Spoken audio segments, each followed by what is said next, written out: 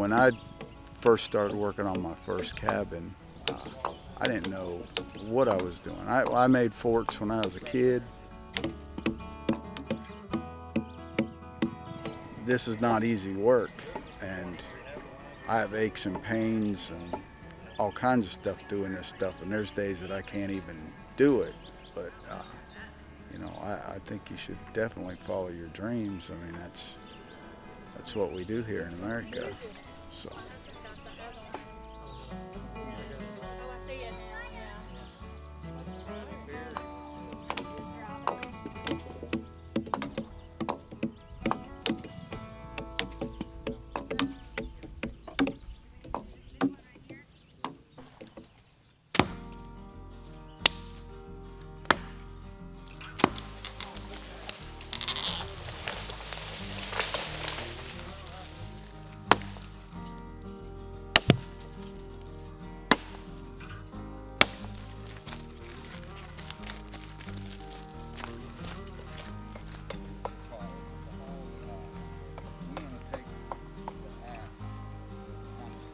We're doing a 2-pen barn, 12 by 12 corral or pen for a horse, and then another 12 by 12 pen for a horse or cow, either or, and just a simple old country barn.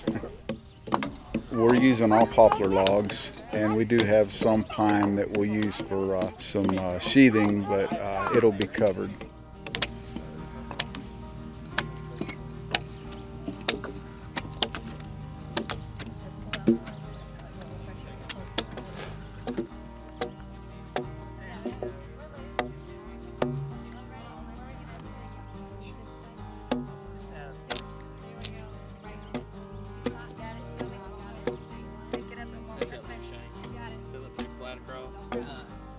Right there. Keep going straight down and get a high point right there. Right there. When somebody comes into new land, the first thing they're going to do is obviously find out where they want to clear for their structures, their house first of all. But then they've got to source material other than just your logs that you're going to build with, and that's where a foundation comes in. If you cut down logs and lay them straight on the ground, yeah, that might suffice for a very short time, but quickly moisture and termites, all kinds of pests, are going to destroy the structure you've built. So to stop that from happening, you have to find stone. That's the best thing for your foundation. The first course is really the hardest, and that's getting our foundation plumb and level, and then getting everything square. And that's what makes the rest of it easy as far as the pins themselves. You ain't down at Metro. Wow, this is going to be our next one. Hey.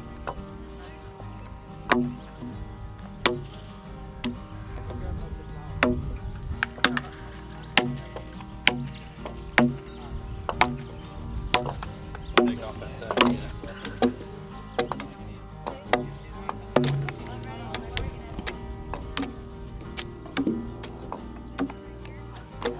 Keep going just like you're doing. Right. Start building your way up, one step at a time. Well, on these are what the people would consider, this was an earlier notch, a saddle notch. And you just lay your logs up there and you kind of mark the insets on both sides to get where your notch needs to be, and you roll it over and you start working towards the center. The whole end result is you have a nice scalloped cradle in your log, and when it rolls over, it fits nicely on the one below it. The saddle notch was a lot easier, more simpler notch. It didn't require a lot of professional carpentry, a lot of extra tools. You could just hew it out with an axe and flip it over and keep going.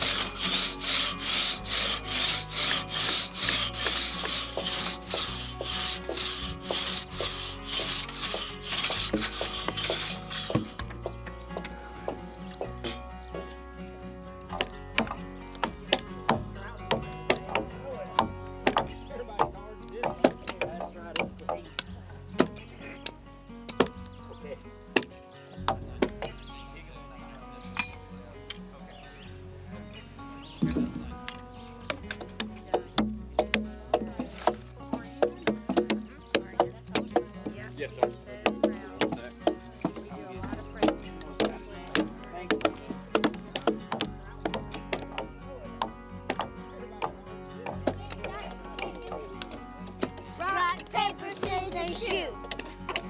Hey, that ain't shooting. Rock, paper, scissors, shoot. Well, with all the people we have, we should get a lot of it done. We're making pretty good progress just for our first day, you know.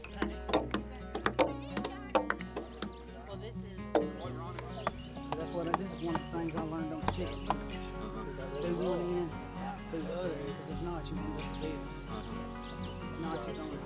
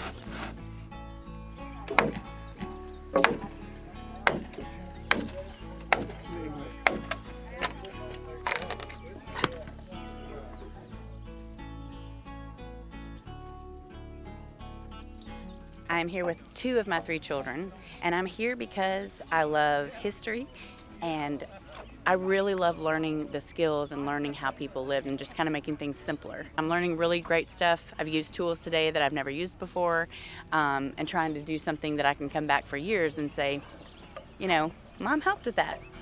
Thank you, buddy.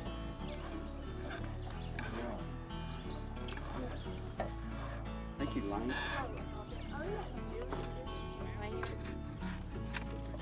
The tool that we use here to make some pegs is supposed to be the historian said the oldest wood vise in the entire world. It's called a shaving horse.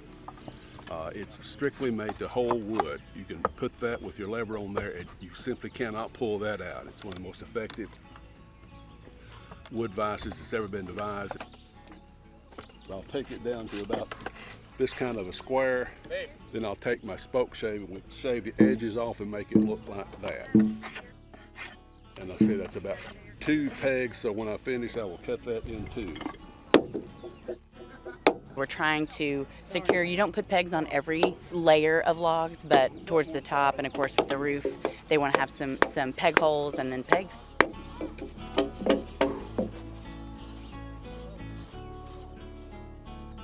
The top plates, if you'll notice, they're overhanging on each end. That's called a cantilever. That is to help keep the water away from the foundation, and which helps keep it dry on the inside and not as much disease issues and such as that.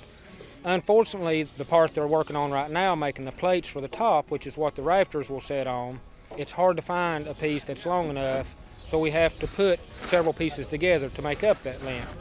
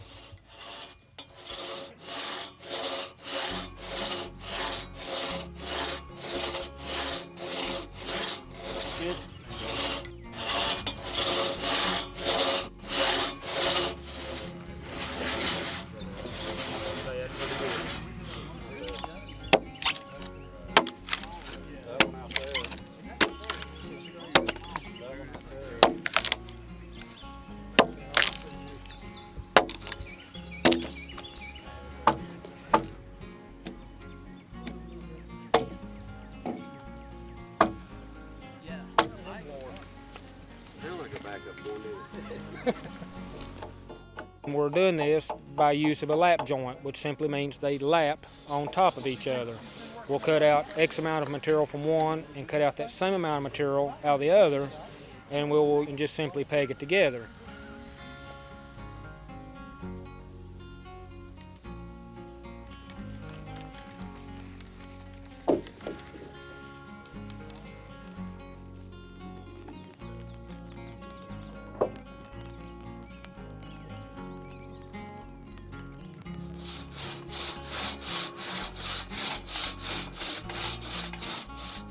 When you get topped out to your final course, we're putting the rafter seals on. That's when the carpentry starts, because you have to get your pitch right, make all of your rafters.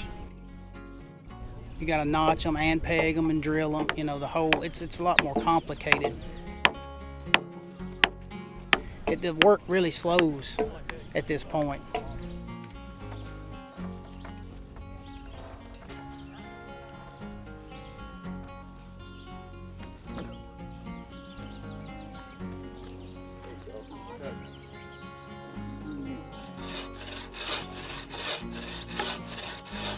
When I decided that I think I'm going to build log cabins for a living, you know,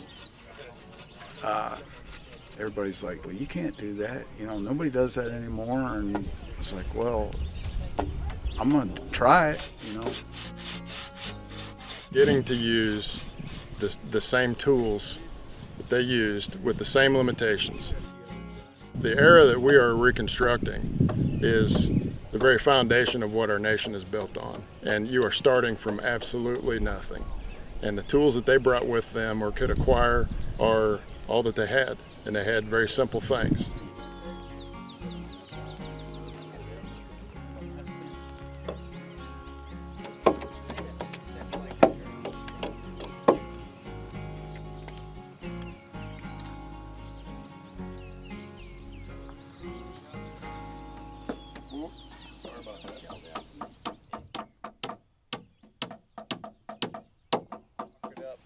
All we need to do is where a pick notch in. Got a key.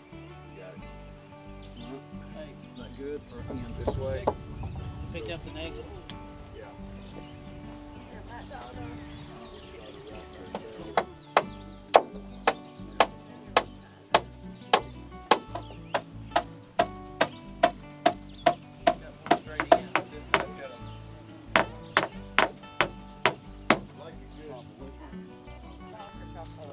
You know what? A saw. Okay. Yeah.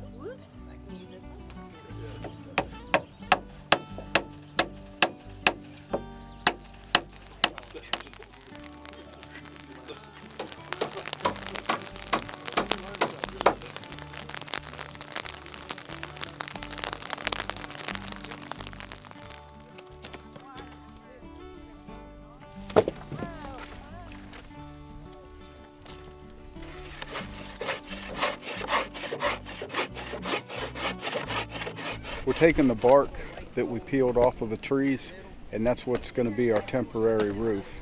You know, at least it'll get us through a few seasons, and when we have time, we'll go ahead and rive out oak shingles.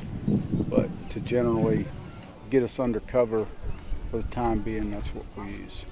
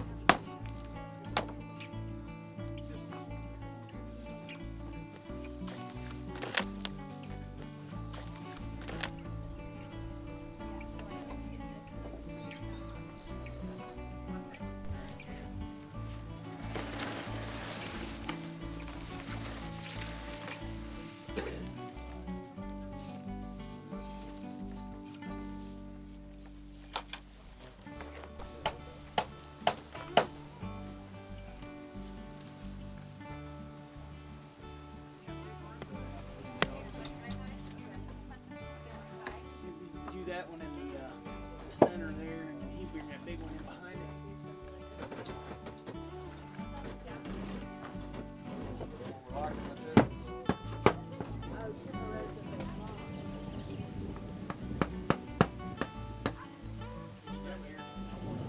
That's a pretty street side.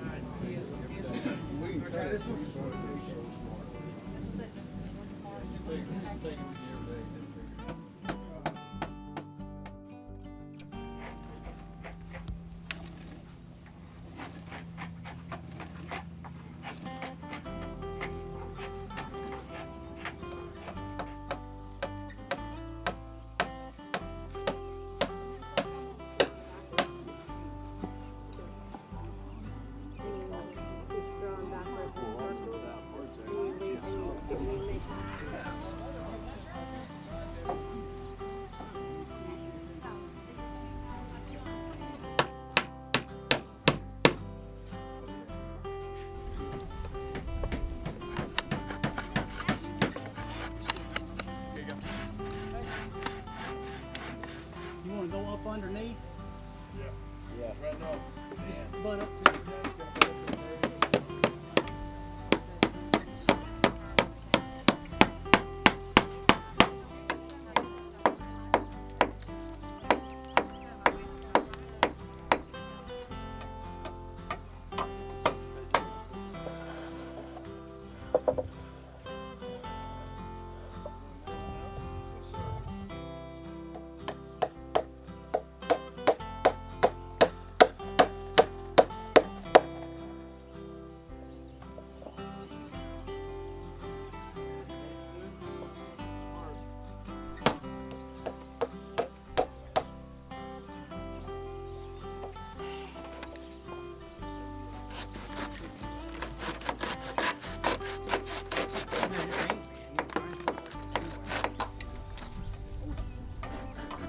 It was fantastic working with this group of guys and gals, watching them work together, come together on a project. Every day, all over the United States, there are people coming together and working on projects like this. They're working on reconnecting with their history and with our history all together.